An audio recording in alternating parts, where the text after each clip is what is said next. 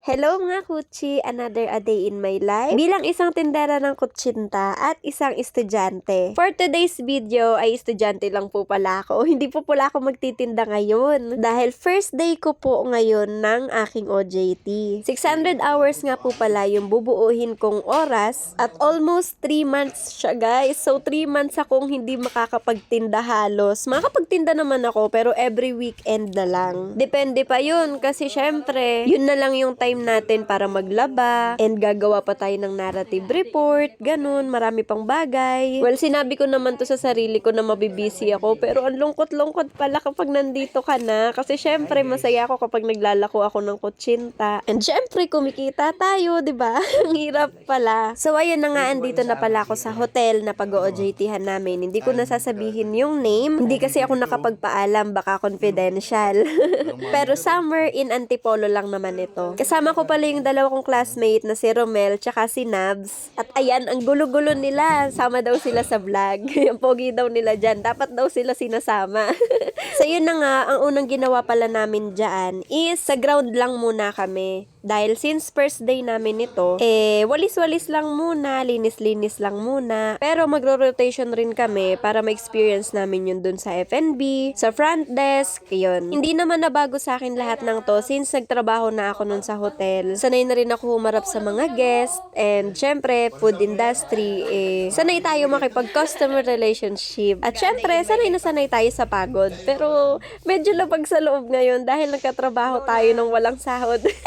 Pero gaya nga ng lagi kong sinasabi sa sarili ko is lahat naman ng bagay na gusto mong makuha, talagang paghihirapan mo. Meron kaming 15 minutes break sa umaga, 15 minutes break sa hapon, and lunch break. Sa morning, ayan lang yung kinain ko, biskwit, tsaka soft drinks. And sa lunch, dito kami kumain malapit sa Hinulugang Taktak. Dito sa karinderya kila nanay. Ang in-order pala namin dyan is pinanyahang manok. Tapos syempre, dapat hindi mawawala yung sabaw. Hindi na maalis sa Pinoy yan.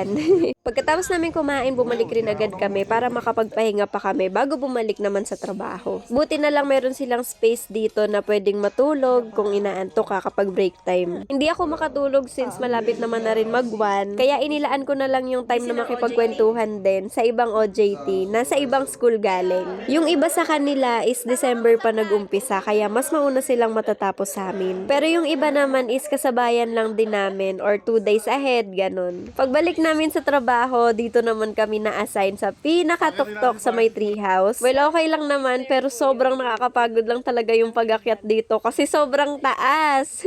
Pero okay pa rin naman kasi presko naman. Kaya kahit pawis na pawis, hindi naman maalinsangan sa pakiramdam. Bali, ang ginawa lang namin dito is nilinis lang namin yung buong area. Tapos, pwede naman kaming magpahinga. Nagpapahinga naman kami kapag napapagod na rin kami kasi medyo malawak-lawak din siya. Mga 3 PM na pala yan, kaya medyo hyper na kasi malapit na mag-out.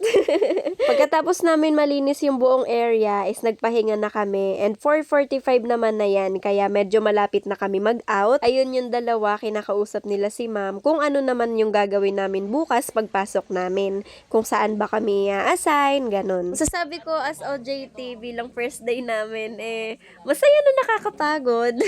Kasi sobrang lawak ng area and gayon na lang naman ulit ako nakapag-trabaho ng ganito. Kasi yung last na trabaho ko sa company is 2022 pa. Nagtinda-tinda na lang ako ng kutsinta noon pagkatapos Ayun lang naman yung nangyari sa buong maghapon ko. Nabawasan na ng 8 hours yung 600 hours. Sobrang dami pang bubuuhin.